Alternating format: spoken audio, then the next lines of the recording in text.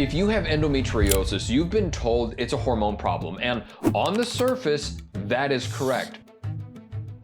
But what if I told you that by chasing estrogen dominance, by lowering with pills or increasing progesterone with creams, it is a massive waste of time? It's a vicious cycle that basically guarantees you're gonna end up right back where you started. And sure, you may feel great in the moment, but the real problem still exists. I'm Dr. Forrest Sauer, and what I would like to do is walk you through our step-by-step process that we use to get a 35% improvement in energy and a 46% improvement in mood swings with our clients in the first 30 days. And those mood swings, they include depression, anxiety, angry outbursts, things like that. Now, to be completely transparent, those results, they include all of our clients. They're not just simply for our endometriosis clients. I just want to be completely transparent about that. But I would like you to take these principles so that way you can use them and then hopefully get similar results.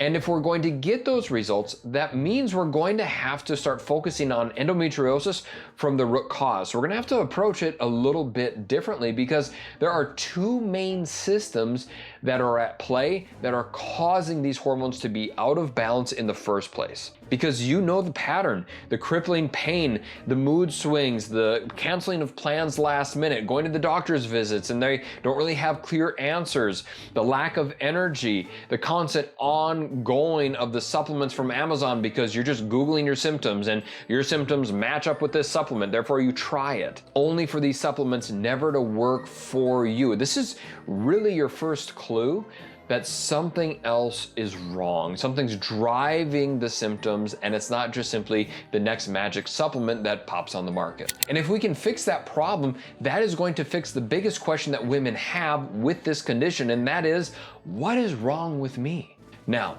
this is my clinical opinion, and a lot of people are going to disagree with me on this, and that's okay. But endometriosis is not a hormone problem. It is either an inflammation or a detox pathway problem. So here's how I came to that conclusion. So when I first started off in practice, I thought endometriosis was a hormone problem, just like everybody else. And so I'd chase the estrogen dominance with supplements to lower the estrogen. I would chase the low progesterone with creams to increase the progesterone. But what I found is that even though it all looked great on paper, women were not getting the results, which was the whole point. And so their pain wouldn't go away, their cycles would come back, and they would still feel just absolutely miserable because we weren't fixing the problem. And so that's when I had to stop and ask myself, okay, like why isn't this working? What's really going on here? So I went back to the basics and I looked at how the body actually functions, and I came to the conclusion that this is actually a hormone clearing problem, not a hormone producing problem, and that changed everything. Because with 99.9% of the clients that I've seen with endometriosis, your body can make estrogen and progesterone just fine. It's getting the hormones out of the body is where the problem often lies. Because when your detox pathways or your inflammation in your body are too high, what happens is those hormones that should get out are just simply recycled back into the bloodstream, causing a toxic hormone buildup that drives the tissue growth, the estrogen dominant tissue growth. It drives the pain and the mood swings and the weight gain because your body is up to its neck in hormonal imbalances because it can't get out. So once I started fixing those problems with the detox or the inflammation, that's when everything changed. This is when the ladies that I was helping out with this would actually start getting sustainable results. And so today, what I want to do is walk you through the steps that we use to allow the body to detox those hormones and decrease the inflammation so that way you can get the same relief that our clients get. And so the first topic that we need to talk about is nutrition. Now, there is no more confusing topic than nutrition. This is one of the reasons why I think so many Americans have all these chronic healthcare conditions. And so I could spend hours on this topic and going through it. I won't for the purpose of this video. I can in another video. If you guys, by the way, if you guys want me to go through the principles of nutrition, let me know in the comments and I can create a video on that. But for this video, we're gonna walk through the specific steps that we can use for this case. And I'm gonna give my best guidelines on what you can use to actually make the changes. Because when it comes to endometriosis, what you eat is either going to be feeding the hormonal imbalances or fixing them. And I wish there was some, universal rules that apply, but today with so many food sensitivities and chemicals and dyes and sugars hidden in our foods, it's really hard to give hard and fast rules. So I'll tell you our approach to working our way through this. In order to figure out what foods are helping you, what foods are hurting you, we bring our clients through a food elimination process. That means we bring out all the toxic chemicals, whole foods, remove all the sugar, allowing the body to calm down the inflammation first. And this is really where you have to start, because if your body is, drowning in hormonal imbalance, or is extremely inflamed, and you start taking some curcumin or turmeric or fish oil to decrease the inflammation, picture it like a house on fire, and you have a garden hose on one side of the house, and you're trying to put the fire out. Well, that's the supplements. Your garden hose is the supplements. That's the turmeric, the curcumin, the fish oil, like I said, but you're still feeding the inflammation with the Oreos or the Doritos or the Diet Coke that you can't get rid of. You're feeding the fire on one side with gasoline and you just got a garden hose on the other. It's not going to work. So to keep this simple, here's the rule of thumb that we use. Eat meat, nuts, seeds, vegetables, healthy fats to feed your body's production of those hormones, stuff you can make at home. That is it. Real food, nothing fancy. Use the KISS method for this. If you have recipes like your go-to recipes right now and you know they could be healthier, just simply Google healthier paleo tacos, healthier paleo chicken soup, whatever it is. That's a great way to start changing the recipes, and that is going to change your lifestyle as well. And since I mentioned lifestyle, this means something very real. It means you're gonna have to go through a lifestyle change. If your symptoms are because of years of a lifestyle that has produced these problems in the first place, well, the natural law of thinking would mean that we have to change if we want our symptoms to change. We're gonna have to change what we're eating, what we're drinking, our habits, so our body can respond. Let's put our body in an environment where it can actually heal instead of staying stuck. Because here's the deal, if nothing changes, nothing changes. You are either fighting your inflammation or you're fueling it with the gasoline. And if inflammation is the reason why your hormones can't get out, you cannot treat this lightly. Think of your liver and your detox system like a drain. It's how stuff gets out of the body. And with all of the inflammation and toxins and pesticides and preservatives, it's gonna clog up that drain, causing those hormones and inflammatory molecules to recycle, staying inside of your body. So we wanna get as many holes and open up that detox system as wide as possible. Because when you recycle those hormones, it feeds the mood swings, the depression, the anxiety, the weight gain, the growth of tissue inside of your uterine lining where you don't want it to be. So step one is simple yet powerful. Stop feeding the inflammation. You cannot detox the body when you're always retoxing. And one of the most overlooked topics, because it's oftentimes taken for granted, is hydration. As a general rule of thumb, drink half your body weight in ounces of water every single day. Coffee and soda obviously do not count. You shouldn't be drinking soda anyways if you're watching this video. So with water, if you're 150 pounds, you should be drinking 75 ounces of water every single day. And you're like, man, that's a lot of water. Yeah, it is. Because if you're not drinking that means you're chronically dehydrated. And here's what water does inside of the body. It moves waste out. Every single chemical reaction in your cell needs a water molecule alongside of it. So I often use the analogy, it's like WD-40. It lubricates the body. It allows the body to start moving more effectively. It increases the metabolism. It allows your body to work more efficiently, so that way we can get the toxic crap out that much easier and faster. Because if you're chronically dehydrated, you cannot flush the toxic crap, period. That is it. So that is pillar number one. And the reason why it's pillar number one is because if you're going to get the inflammation out of the body, you need to stop creating it first, which brings us to the next pillar. And that is how to get the inflammation out. And that comes from your gut health. Now you might be asking, it's like, why are we talking about gut health? I came here to help fix my endometriosis.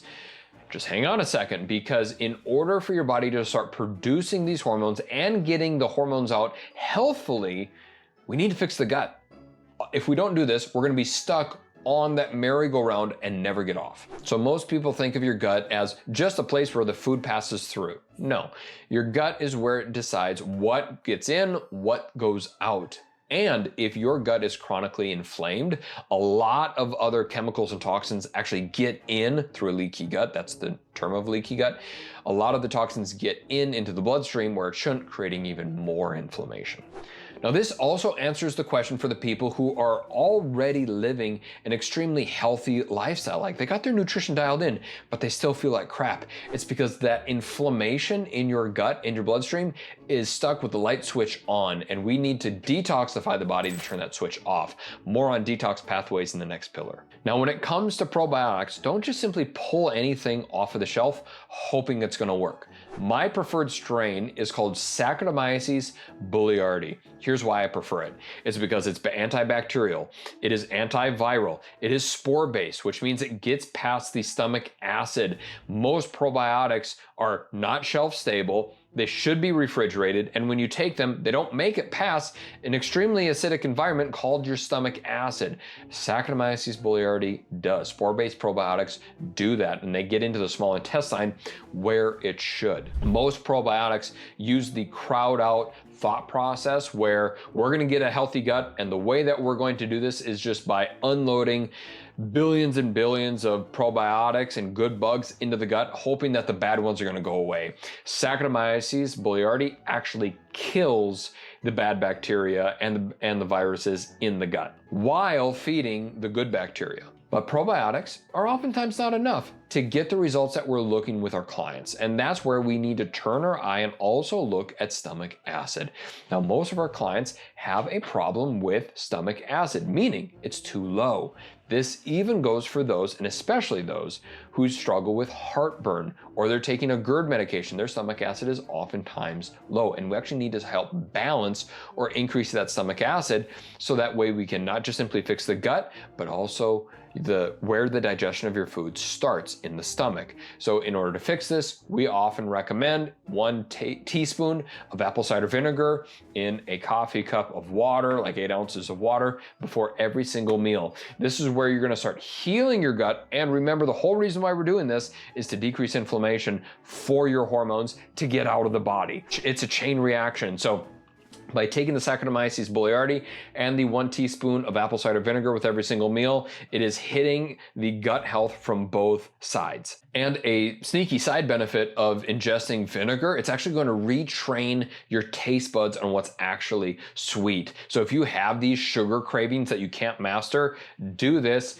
It's going to taste bitter. It's probably going to suck for the first couple days, but you will notice if you stick with it, your brain and your body's going to start transitioning and changing what you think sweet things actually should taste like. Now, the last thing I'll say on gut health is something that most doctors overlook, and that is a hidden gut infection. In our clients, most of the time, we see that there is a hidden gut infection that's actually present. So here's what you can look at in your blood work to see if you have something or not. Look at your lab results. It is the white blood cells with the differential. Just simply ask your doctor to run a WBC with differential. You'll be able to see the total white blood cell count along with the all different kinds of white blood cells. So here's how the patterns go. If your white blood cells are low, that means you have a chronic infection going on in your gut, but you don't know if it's viral or bacterial yet. That's where you need to look at 2 other white blood cells. If you have high neutrophils and low lymphocytes, that pattern. So if you have high neutrophils, low lymphocytes, that is telling you that you most likely have a bacterial infection in your gut that has been there for a long time. But if your lymphocytes come back as high and your neutrophils come back as low, that is a viral infection that has been there for a long time. If your eosinophils are above 3, that's telling you that you have most likely a food sensitivity, so you're sensitive to either gluten or dairy or corn. That's where the food elimination phase in the first pillar, in the nutrition pillar, comes in, because you're going to be able to figure out if you have a food sensitivity. And if your basophils are high, then it's either a high gut inflammation or a parasitic infection. And a bit about parasites. Listen, we have ran hundreds of stool samples with our clients. We have found a small handful of parasites in that time. So this whole craze right now about everybody has parasites, it's not what we're seeing in our clinic. I'm not saying it's real, not real for you. Protect your ego. Absolutely, for sure. You have parasites. That's what's causing your problems. It's not what we're seeing. So I hope that's helpful. So if you're tired all the time, if you have low iron, if you don't feel like you're absorbing nutrients despite having a healthy gut, that's where I would look first, is seeing, is there a hidden infection going on inside of me? Because if you don't fix your gut, nothing else in your body is really going to get fixed until you do with that. So pillar number 2 is repairing your gut. Decreasing the inflammation, killing out the infections, repairing your stomach acid, and rebuilding a healthy bacteria. Once you fix that, the entire system starts working with you instead of probably what it's doing right now, and that's working against you. Which now we get to move into a topic that is wildly misunderstood, because there's a lot of hype around this topic, around this word. I think a lot of influencers just simply need to calm down about this, and that is detoxification. Now, when I say the word detox, most people think, okay, I'm gonna starve myself. I need to set aside 3 days because I'm gonna be spending it in the bathroom. Nay, nay, do not do that. It's only going to put more stress on your body. That is a cleanse and not a detox. A detox is where you actually get to set a strong and gentle foundation for your body to build off of. This is allowing your body to start getting rid of the toxins slowly and healthfully, so that way you don't end up with headaches or you don't end up worse off than when you started. And the reason why detox is so important for endometriosis is because this is what is going to move the toxic hormones and the chemicals that are creating the whole problem in the first place out of the body. And coincidentally enough, this is the #1 problem that we see with our clients. The liver is not doing their job. So you can think of your liver like a 2-lane highway. When both lanes are open, everything works. Your liver's just flowing. Inflammation is going out. You're getting rid of the toxins. You have more energy. Inflammation is going down. But with endometriosis, there's a traffic jam. The highway is backed up. It's backed up with processed foods, medications, and a chemical overload. So when you have a traffic jam, that's when you start seeing estrogen go up, histamine go up, inflammatory toxins start cycling through your body, and you get all of these crazy symptoms with the pain, the brain fog, the memory loss, the hair loss, decreased sex drive, weight gain, you name it, these are the symptoms, and we need to stop chasing the symptoms and actually fix the problem. So the question you might be asking right now is, what does a real detoxification look like if it means that I'm not going to be starving myself or running to the bathroom after drinking this magic tincture? Well, let's start by thinking about detoxes differently first. It is not a crash program. It is something that is long. It is something that is sustainable, that you can live with, because your body needs time to get these toxins out very gently. So that's the first thing, is setting proper expectation that we're going to be detoxing our body for several months, because there are 2 different phases of detoxification. Phase 1 is where you have fat cells and you're pulling those toxins out of the fat cells, putting them in the bloodstream. Now, phase 2 is what most people have problems with, and that is pulling those toxins from the bloodstream and getting them out of the body. So that is the problem that we need to solve for, and a great molecule, a great supplement to use for this specific problem is sulforaphane. Sulforaphane helps pull the toxins out of the bloodstream, getting out of the body, and it's actually really, really good for estrogen dominant problems to help the detoxification pathways work. Other key nutrients that I like to utilize to open up the phase 2 detoxification is choline. It helps your liver package up these toxins and move it out through bile, through your gallbladder and out of your body. Selenium, it helps activate the antioxidants through enzymatic activity. So it helps your antioxidants work more effectively. N-acetylcysteine, it helps build up the only antioxidant that your body can produce on its own, and that is glutathione. So it's a precursor to glutathione.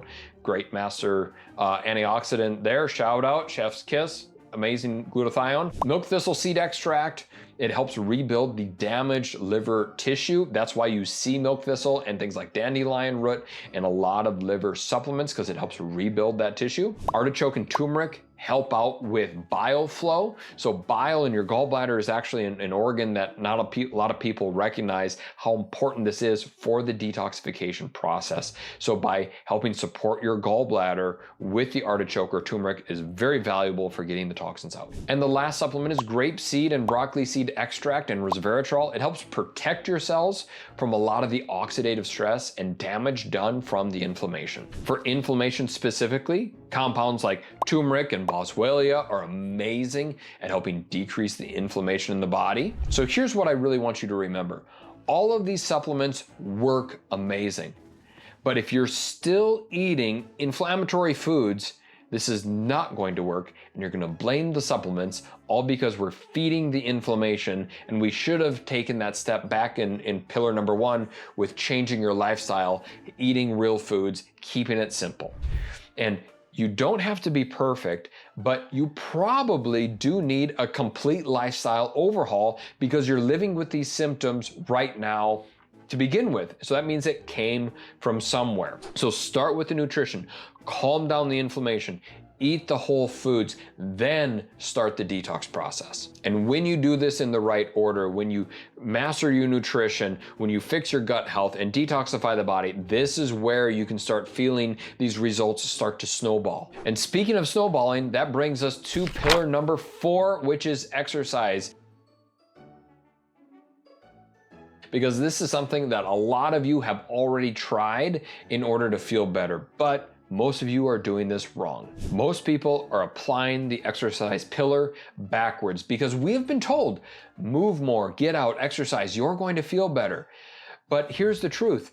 If you're already inflamed, if you feel terrible several days after just going for a basic exercise or a gentle walk, your body is not ready. The reason why it's not ready is because your body cannot out-exercise inflammation. Because exercise is actually the last place, in my opinion, that you should start on your wellness journey. Here's why. Most women with endometriosis are already running on empty. They're inflamed, they're exhausted, they have mood swings. The last thing that they want to do at the end of the day is force themselves to go to the gym. But they force themselves to because if they don't, they're going to have this internal guilt, and then they're going to lie on the couch for 3 days with Kleenex boxes watching Hallmark movies. Nobody wants to end up there. So they end up going to the gym.